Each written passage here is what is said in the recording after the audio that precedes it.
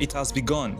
The 2026 World Cup, the biggest tournament in the history of football, kicked off in Mexico, and in the very first match of the entire competition, we already got goals, we already got history, and we already got 3 red cards. So let's talk about everything that just happened on the opening day of World Cup 2026.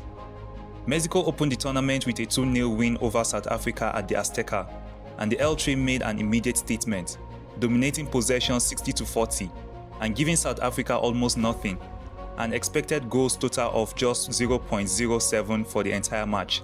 This was exactly the kind of response Mexico needed after the heartbreak of 2022, and the home crowd got the start to their World Cup that they were praying for. The first goal of World Cup 2026 belongs to Julian Quinós, and there is a story behind that name, because Quinós was born in Colombia, played for Colombia at youth level, and actually rejected a call-up to the Colombian national team back in 2023, before switching his international allegiance to Mexico. And tonight, in the opening match of the World Cup, on home soil, he scored the very first goal of the entire tournament. That is not just a goal, that is a piece of football history, with his name permanently attached to it. But the goal that will be remembered most from tonight is Mexico's second, Raul Jimenez, heading home a cross from Roberto Alvarado, because that header is Jimenez's first ever World Cup goal, after 6 appearances across 3 tournaments. And 6 years ago, in 2020, Jimenez suffered a skull fracture, so severe that he needed surgery, and later called it a miracle to even be alive, let alone playing football again. And tonight, on the biggest stage of his career, in front of his home crowd, he finally scored the World Cup goal that so many people thought he might never get a chance to score.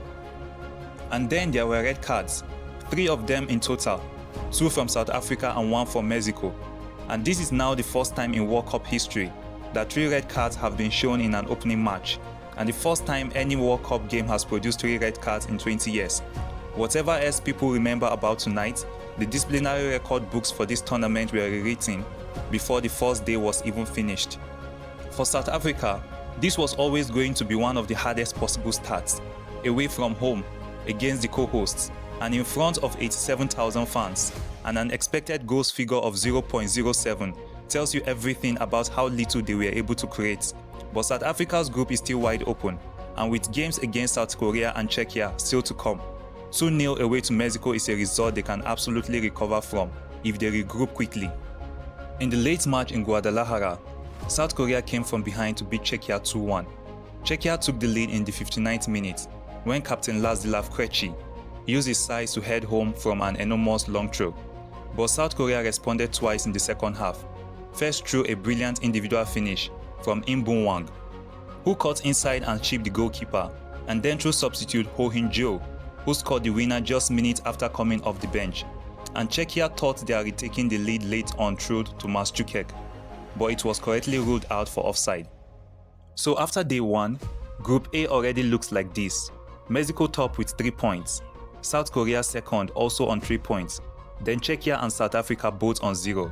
If day 1 was this dramatic, I genuinely cannot imagine what the next 38 days have in store for us.